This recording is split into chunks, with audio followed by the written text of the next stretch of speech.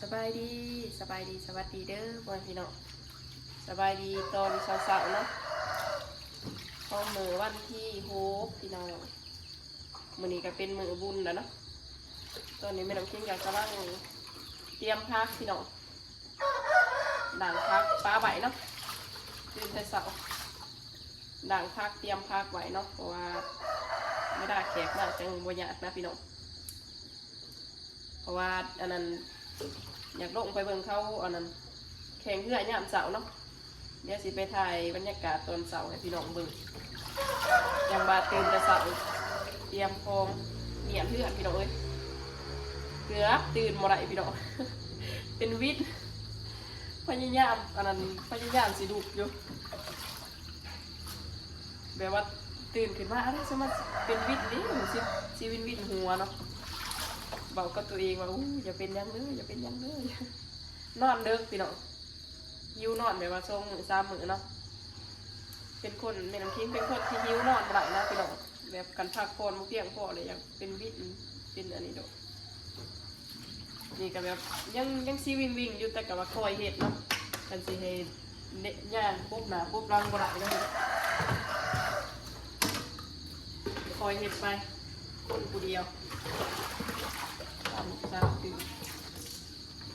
ด่างพักปลาไหวด่างพักกับกระแตสิไปซ้อยพักขับปุ่นพี่น้องเนาะคลิปไม่น้ำคิงมาว่านี่กันตัดจบไปซื้อพี่น้องกำลังเห็ดน้ำแกงขับปุ่นบริท่ายโตเพราะว่า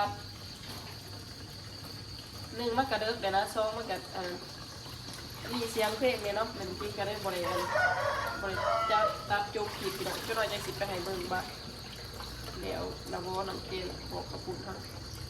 เดี๋ยวเดี๋ยวย่างจะใส่น้ำหนาพี่น้องไอ้ด่างไปเขากินกับเกลือลายตักกัน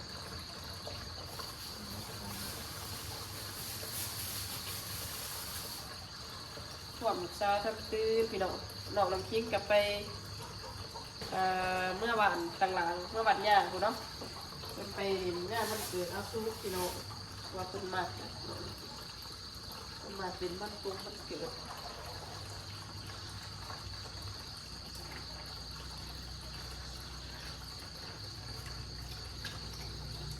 ตะคอยเห็ดเยอะเต้นขึ้นมาจะได้จะแบบเป็นวิทย์เมื่อแต่โซมลูกแต่พี่น้องนอนเมื่อคืนนี่ก็ประมาณเที่ยงคืนอยู่เลยเนาะเมื่อโซมหนึ่งว่าสิยานบดพอสิตื่นมาเห็ดแต่สาวมันก็เลยแบบว่าไม่ได้ลูกสาวนอนเลยเดียวเห็นยังก็สบายเลยประจำวันนี้นะก็เรียกว่าสีมาตื่นมาเห็นแต่สาวเดี๋ยวแต่สาวก็สบายนั่งเล่นสวยมากหาแต่หับแขกเนาะไปจะมาดูบัวไหลตื่นมาทรงนอนไปอีก3 มื้อกันเลยก็ยังเป็นวิทย์อยู่3 โมงครึ่งหมดซื้อมาซื้อคล้ายๆเดย์เนาะตื่นมากินน้ำอุ่นนะกินนะกับพอเห็ดไหลเลยพี่น้อง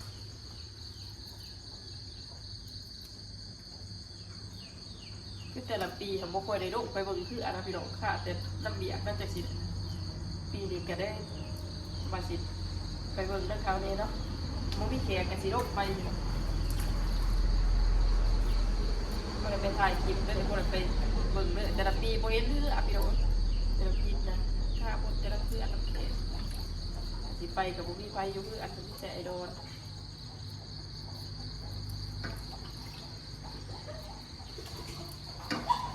เดี๋ยวไปลองทิ้งหลังครับก่อนเราลองเนี้ยไปเบิ่งตอนถ้าสีซอยพักขับปุ่นเนาะหลานเรียบร้อยจะสีซอยบาทเดียว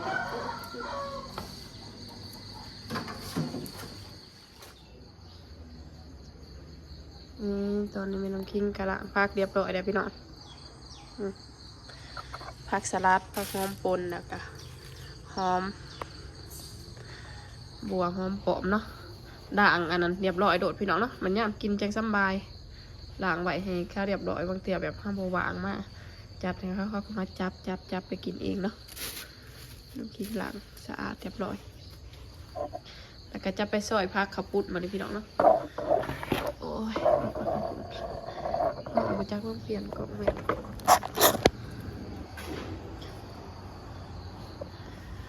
สูพี่น้องพอเดี๋ยวบอกแหละพักก็ได้เดี๋ยวซอยเบิ่งก่อนพอจากสีแดงไปซื้ออยู่ตลาดไทยเนาะเอาดูปีเอามาให้เนาะถั่วผักบุ้งถั่วงอกพี่น้องลายผักได้อย่างให้กระปุนเขาก็มาส่งนะเมื่อวานเอา10 โลพี่น้องกระปุนปีนี้เนาะเพราะว่าบางปีก่อนนี่ปีที่ได้เอานี่เอากระปุน20 โลโบเบิร์ตพี่น้องเลยเสียลายถิ่มกระปุนไปซื้อคนเขาบ่ค่อยกินคนใดนะอันนี้คือหมอโอบค่ะใส่ได้จองบางจอง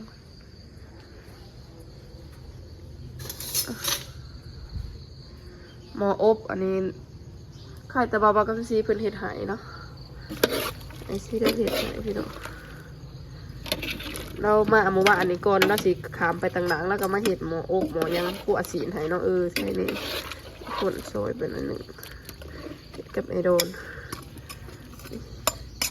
อบเนาะพี่น้องนี่เท่ากับอบใบแต่ว่านี่กูเผื่อมันเปื่อยมันจังเสบพี่น้องนี่นุ่มๆเลยนี่เปื่อยเลยน้ำเพียงไปจนมาครึ่งบุกเวลาก็พอดีกับสีเปื่อยเนาะเขาเตรียมใบจังสีโดดพี่น้องแบบว่าเวลาแขกคนมาเขากัดอุ่นหอนๆใบจังสีนักกระตักไปโดดเนาะจังสบายคันว่าสิมาเห็ดตอนเสาร์นี่โอ้โหท่านนี่ขนาดวันเบิ่งติตื่นตั้งแต่3-4 โมงผมพอบ้านเนาะมาท่านไหนเห็ดอีหยังอยู่ ถ้ากับมีอันเหื่อนด่างพักจะซื้อแจงเมื่อไรพี่น้องเบิ่งติเวลาเอาไว้คือยัง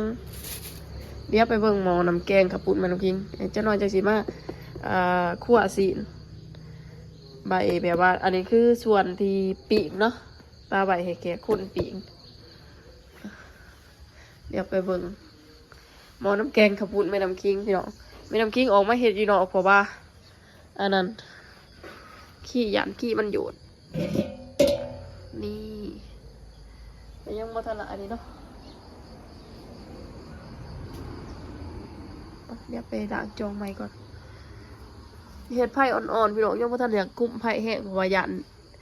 ต้มโดนเมื่อวานนี่ต้มโดนได้ตีนไก่เปื่อยเบิ่แล้วมั้งบัดใส่น้ำหนาจังสิถ่ายให้พ่อให้พี่น้องเบิ่งเนาะอันนี้คือยังบ่ทันได้ใส่น้ำหนาบ่ทันได้ใส่บักพริกเด้อพี่น้องมันก็สิแบบว่าบ่ทันได้อันนี้ปานใดเนาะแต่ว่าขุ่นๆเลยนี่เบิ่งได้เอาจองมาซีมก่อนพี่น้องเดี๋ยวกดให้เบิ่งพี่น้องนี่ปาดเนี่ยแบบขุ่นแห้งอีดิ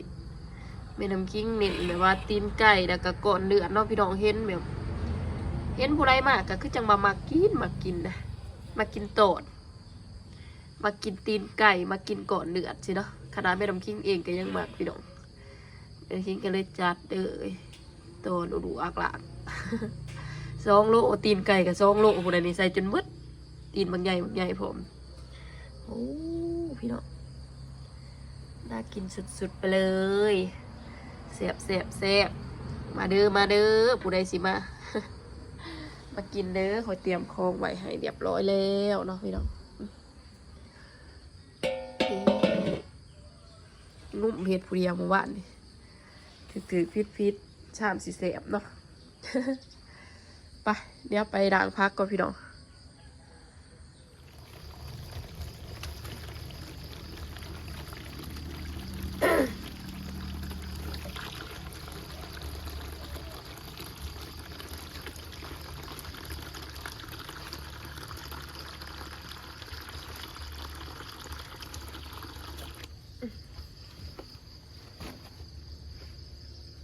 ก็สิเห็นเป็นมุมข้างล่างเนาะพี่น้องมันน้ำกิ้งออกมาอันนั้นซ่ออยู่ดังบ้าน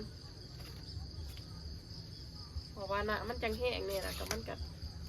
จังบกเปื่อนเนาะซอยพักก่อนพี่น้องเดี๋ยวมันอันนี้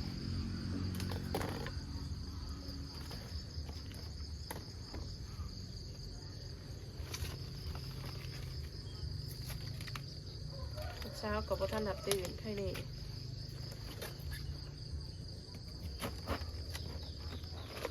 สวยกับวันยางเราพักกับปุ่นกันได้แป๊บเดียว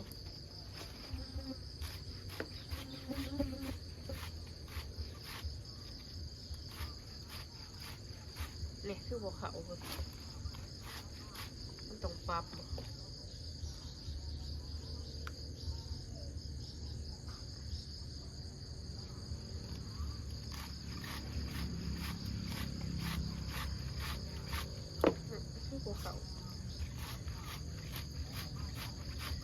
คือบ่เขาพักคือ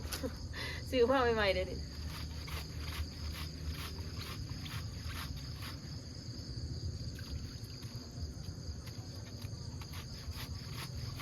เสียงกับอีดึกคือน่ะได้พี่น้องเนาะเอาอันนั้นเปิดเพลงอยู่วัดอยู่ท่าเสกูเลยได้ยินหอดสิ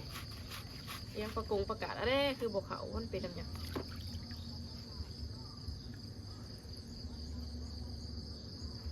มีดไม่ไหม้แปลว่าสีช่วยพักบอกเขาอุตสาห์วัดสื่ออันใหม่มาสิพ่อได้ซ้อยจวดจังไว้นี่น้ำพักเก่ายังขาดปวดพักขับปุ่นสิบงามเลยพี่น้องเอ้ยนี่ช่วยบ่ได้เด็กพักนี่ช่วยบ่งามกับบ่เป็นตะกินเลยรู้สึกว่ามันขันซอยพักงามพักเป็นตะกินก็จะมามันกับเป็นตะเสียบเลยพี่น้องนะขันเอามีดอันนี้ซอยรู้สึกว่ามันใหญ่เลยทีนี้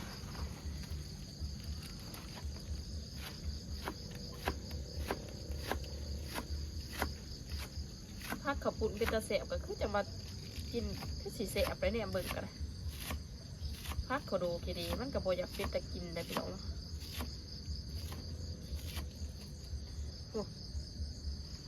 บงามพอดีตอนใหญ่เลยใช่ใช่แล้ว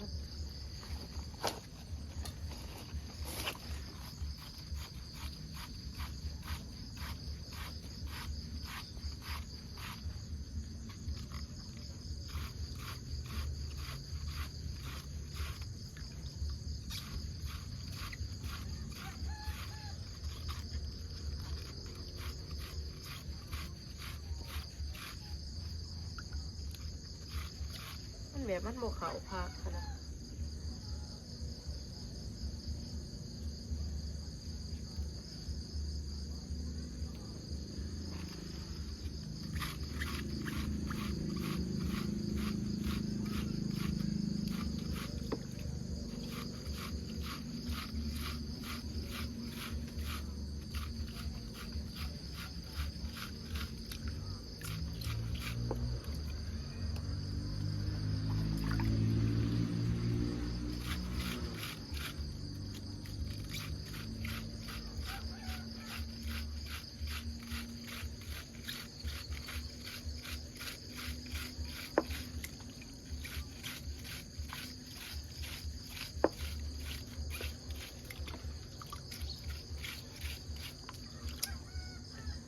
ผักกับพี่น้อง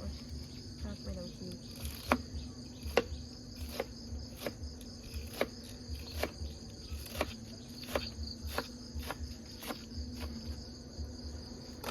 ก่อนสิซื้อมีดใหม่มาอันว่าหยาดแบบว่ามันมันซอยตัวเก่าแล้วมันโมกะอับเนาะเอาตัวใหม่มันซอยให้โมกะอับโคโลคีดีอยู่เดี๋ยวเบิ่งบัดซอยเดี๋ยวเนาะพี่น้องมาพี่น้องมาเบิ่งพักกับปูนแม่น้ำคิงเนาะโดยปวดเนียวแกจงให้เนี่ยค่ะนี่พักแม่น้ำคิงซอยเรียบร้อยพี่น้องเป็นจะไรเป็นตะกินอยู่บ่เอากวงๆซะมีปีมีหอมปนผักสู้แล้วก็ผักบงพี่น้องรวมๆกันแล้วก็ตัวงอกแยกตั้งหางเนาะเถื่อว่าแบบว่าข้นมากข้นบ่มากกันเนี่ยพี่น้องนี่ของกินแม่น้ำคิงเตรียมใบเรียบร้อยผักอบทาแต่คนโอ้ยไฟนั่งอยู่หันไฟนั่งอยู่หันกล่องแม่สิเห็นนะบัดนี้เดี๋ยวบัดนี้แม่น้ำคิงชิมาใส่อันนั้นนำนาเฮ้ยมาถือกล่องหน่อยค่ะแน่เห็นอยู่วะเพราะว่าตั้งแต่อันนี้ก็ท่านละใส่น้ำนาพี่น้องแม่น้ำคิงปรุงใหม่แต่มันหมดเสียมันตื่นนี่นะบอกไปไก่แล้วบอกไปไก่ไปไก่เด้อเห็ดตูดเด้อใส่เบิร์ดโดนเลยเนาะ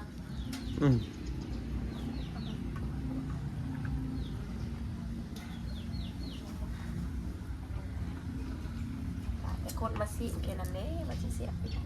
จะซิมก่อนเลยถ้วยหนึ่งยำเจ้าอันนี้เอาลงเนาะเอาลงแล้วคน หัวไว้แต่คืนนี่พี่เนาะแต่คืน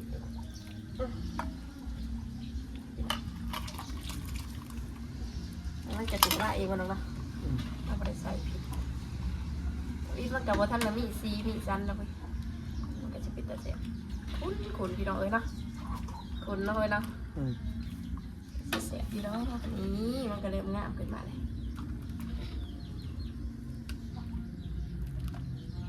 โคตรได้กับบะหยางตีนไก่เปื่อยตุ่มเปื่อยปวดเอาแล้วอันนี้นะบ่เบิ่งบ่ฮะบ่อุ่นไว้เด้อใส่ทานอ่อนๆเอาปรุงมันได้วัดขีดบัวใส่เบิร์ดบาทเดียวเนาะบ่ได้ตากแยกพี่น้องเห็นพี่น้องกะสิได้จบสำหรับเด็กคลิปนี้เนาะพี่น้องเดี๋ยวเมน้ำคิงสิลงไปทาเช่พี่น้องในสิไทยอีกคลิปหนึ่งให้เบิ่งเนาะเพราะว่าเมน้ำคิงถ่ายแบบจะตื่นมากพุ่นนะเดี๋ยวพอกันคลิปหน้าเด้อพี่น้องขอบใจขอบคุณที่เข้ามาเบิ่งเด้อไปดี